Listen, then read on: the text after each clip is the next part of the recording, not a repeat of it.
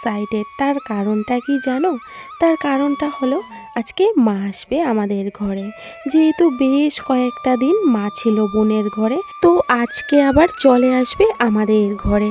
তো সকাল থেকে মনটা অনেকটাই খুশি। আর ঘুম থেকে উঠেই বাসি আসি কাজকর্ম সেরে আমি একটু সেলাই করতে বসে গেলাম। ওই যে বালিশের কাভারগুলো জানো তো একটু ছিঁড়ে গিয়েছিল, তো ওগুলাকে একটু সেলাই করে নিলাম।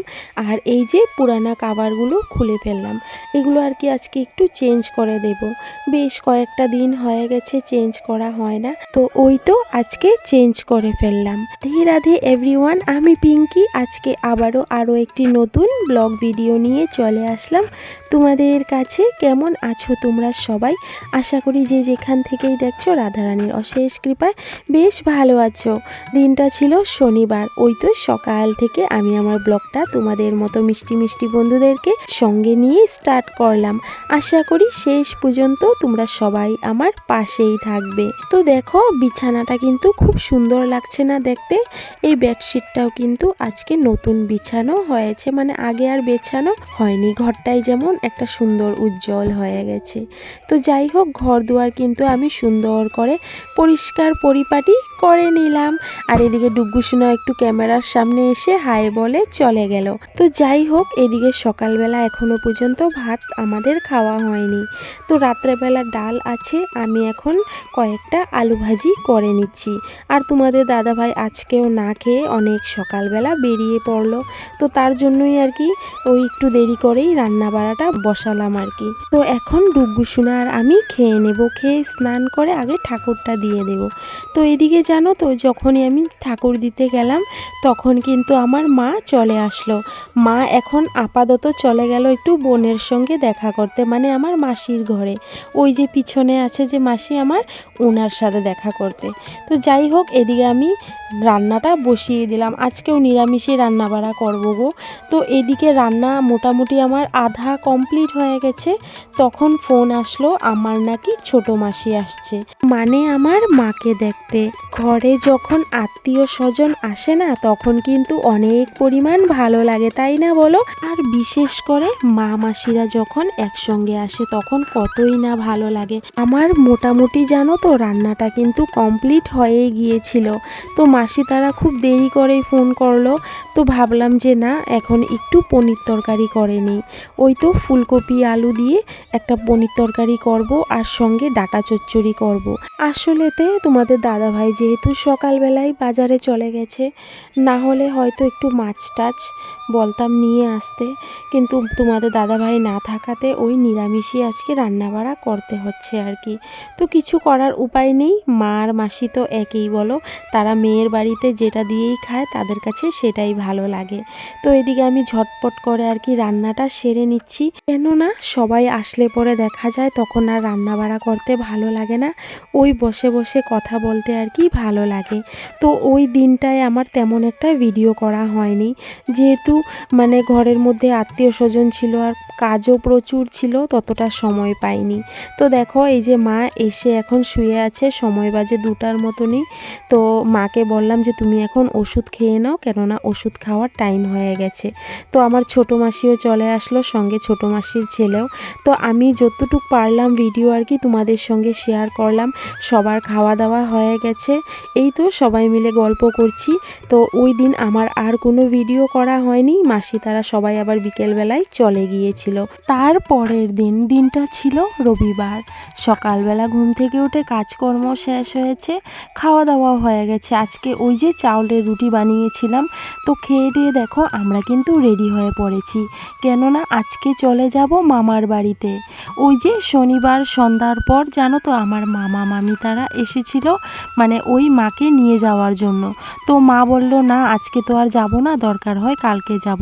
তো মামা তারা আর কি বারবার করে বলে গেছে যাওয়ার জন্য। তো যতই বলো বাপের বাড়িতে যাওয়ার জন্য কিন্তু মেয়েদের মনটা একটু অন্যরকমই আনন্দে ভরা থাকে, তাই না বলো? ওই যে আমার মার শরীরটা ততটা ভালো নেই, তবু যেন মামার বাড়ি যাবে বলে খুব মনে আনন্দ। তো আমিও যাচ্ছি, ডুগ্গুসোনাও যাচ্ছে, এদিকে আমার মাসিও যাবে আর কি। এই তো সবাই মিলে বেরিয়ে পড়লাম।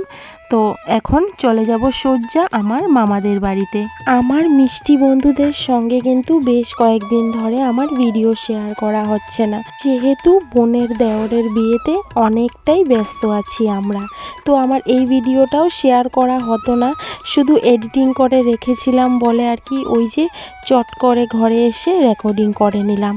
তো ভাবলাম না হয় আজকে তোমাদের সঙ্গে একটু শেয়ার করি, কারণ তোমাদের সঙ্গে সমস্ত কিছু যদি শেয়ার না করি না আমার ভালো লাগে না।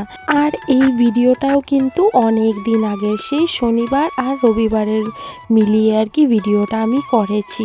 আর আজকের দিনটা হলো যেহেতু বুধবার, আর তোমাদের সঙ্গে তো আমি রেগুলার ব্লগগুলোই শেয়ার করি, কিন্তু ঘরে না আত্মীয় স্বজন থাকলে আমি তেমন একটা ভিডিও করতে পারি না গো। তোমরা হয়তো বুঝতেই পারছো আমার প্রবলেমটা, তাও যতটুকখানি আর কি পারছি তোমাদের সঙ্গে শেয়ার করছি। আর হ্যাঁ, সামনের ব্লগে আমি সেই বিয়ের ভিডিওটা আর কি একলগেই ছেড়ে দেব, একদম বিয়ে আর রিসেপশনের ভিডিওটা। তো এখন আপাতত আজকে ওই আগের ভিডিওটাই তোমাদের সঙ্গে শেয়ার করছি। আশা করি আজকের ব্লগটিও তোমাদের কাছে অবশ্যই ভালো লাগবে। তো দেখো, চট করে কিন্তু চলে আসলাম আমার মামাদের বাড়িতে। আর যেহেতু আমাদের বাড়ি থেকে মামাদের বাড়ি খুব বেশি একটা দূরে নয়, সেই 15 থেকে 20 মিনিটের রাস্তা।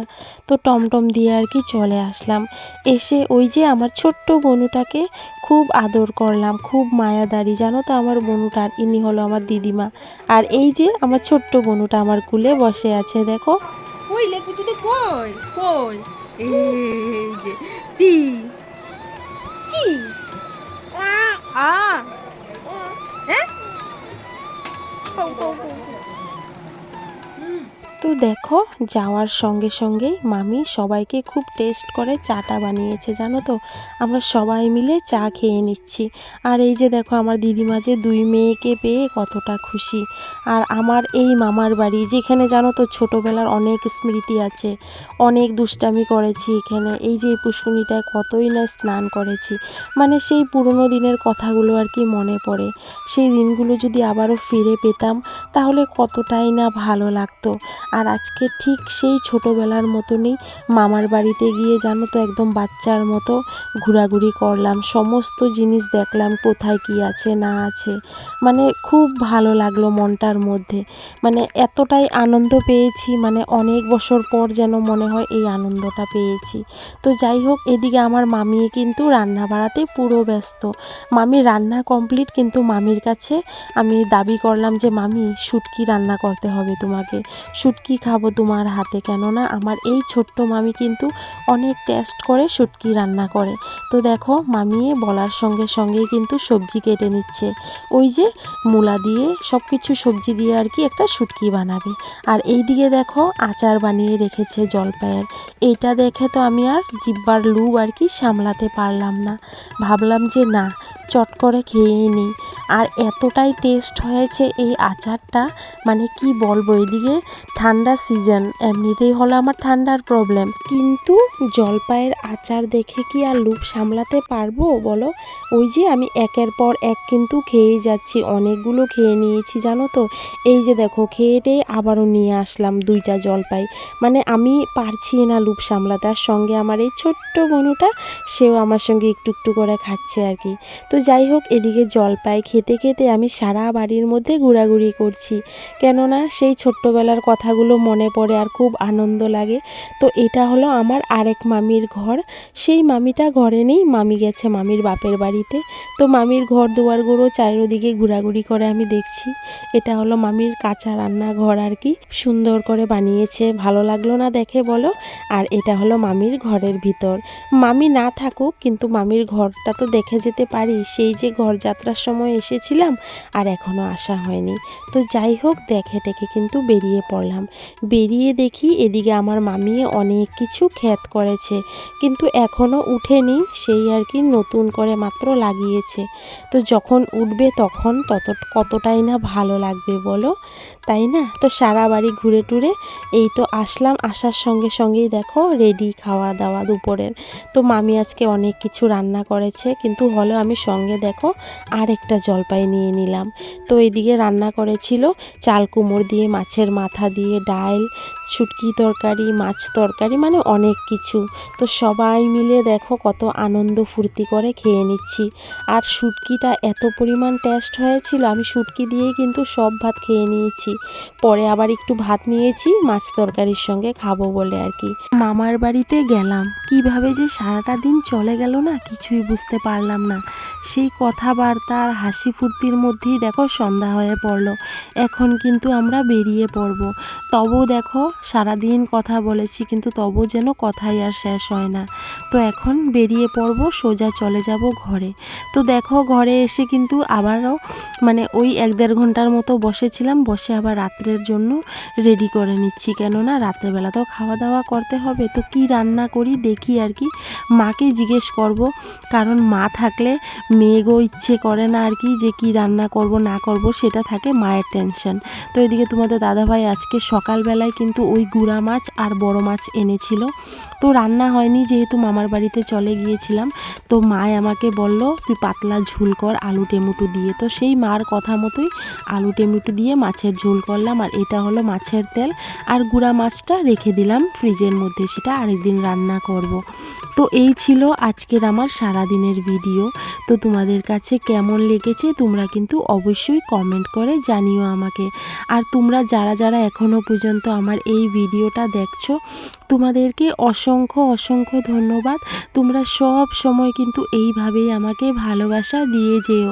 তো যাই হোক, আজকে কিন্তু কারোর এই কমেন্ট আমি পড়তে পারলাম না, তোমরা কেউ খারাপ পেও না। আমি আবার যখন কমেন্ট পড়ব আমি তোমাদেরকে কিন্তু প্রথমেই বলে দেব।